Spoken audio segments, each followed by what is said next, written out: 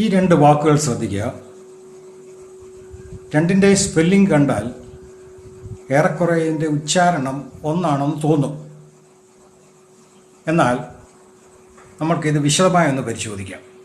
രണ്ട് വാക്കുകളുടെയും ഉച്ചാരണം വാലറ്റ് എന്നല്ല, WALLET ഉച്ചരിക്കേണ്ടത് വോളിറ്റ് എന്നാണ്. വോളിറ്റ്.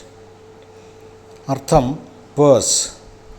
മറ്റൊരർത്ഥം പ്രമാണങ്ങളും മറ്റും സൂക്ഷിച്ചു വയ്ക്കാനുള്ള പ്ലാസ്റ്റിക് ഫോൾഡർ അഥവാ ചെറുസഞ്ചി അല്ലെങ്കിൽ കൈസഞ്ചി. അങ്ങനെ പല അർത്ഥങ്ങൾ. കൂടുതൽ വിവരങ്ങൾ നൽകി നിങ്ങളെ ചുറ്റിക്കുന്നില്ല. റെയിൽവേ ടിക്കറ്റ് ബുക്ക് ചെയ്യുന്നവർക്ക് പരിചയമുള്ളൊരു വാക്കാണ് വാലറ്റ് അഥവാ ഇലക്ട്രോണിക് വാലറ്റ്. ടിക്കറ്റ് വില മുൻപേ വാലറ്റിൽ നിക്ഷേപിച്ചാൽ ഇടപാടുകൾ വേഗത്തിൽ തീർക്കാമെന്നതാണ് ഇതിൻ്റെ മെച്ചം. അടുത്ത വാക്കാണ് VALET. ഉച്ചാരണം ശ്രദ്ധിച്ചു കേൾക്കുക. വാലൈ, നോട്ട് വാലറ്റ്. വാലൈ. അവസാനത്തെ T സൈലൻ്റ് ആണ്. വാ എന്നങ്ങ് തുറക്കരുത്, ഒരു മര്യാദയ്ക്ക്. വാലൈ. അർത്ഥം ദാസൻ, ഭൃത്യൻ, പരിചാരകൻ എന്നൊക്കെ.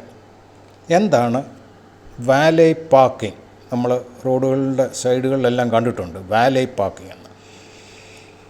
ഹോട്ടലുകൾ, റെസ്റ്റോറൻറ്റുകൾ, ഷോപ്പുകൾ അതുപോലെയുള്ള സ്ഥലങ്ങളിൽ പരമാവധി സ്ഥലം ലഭ്യമാക്കുന്നതിനും സൗകര്യമൊരുക്കുന്നതിനുമായി അറ്റൻഡറുകൾ വാഹനങ്ങൾ പാർക്ക് ചെയ്യുകയും വീണ്ടെടുക്കുകയും ചെയ്യുന്ന ഒരു പ്രീമിയം സേവനമാണ് വാലൈ പാർക്കിംഗ്.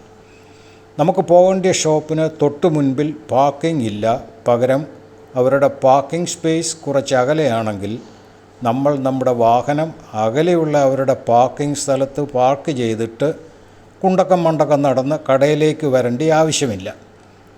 പകരം ഷോപ്പ് നിയോഗിച്ച ഒരു വ്യക്തി നമ്മുടെ കാർ അവരുടെ പാർക്കിംഗ് സ്ഥലത്ത് പാർക്ക് ചെയ്യുകയും നമ്മൾ തിരികെ പോകുന്ന സമയം അവർ തന്നെ നമ്മുടെ വാഹനം നമ്മൾ നിൽക്കുന്ന സ്ഥലത്ത് എത്തിച്ചു തരികയും ചെയ്യും.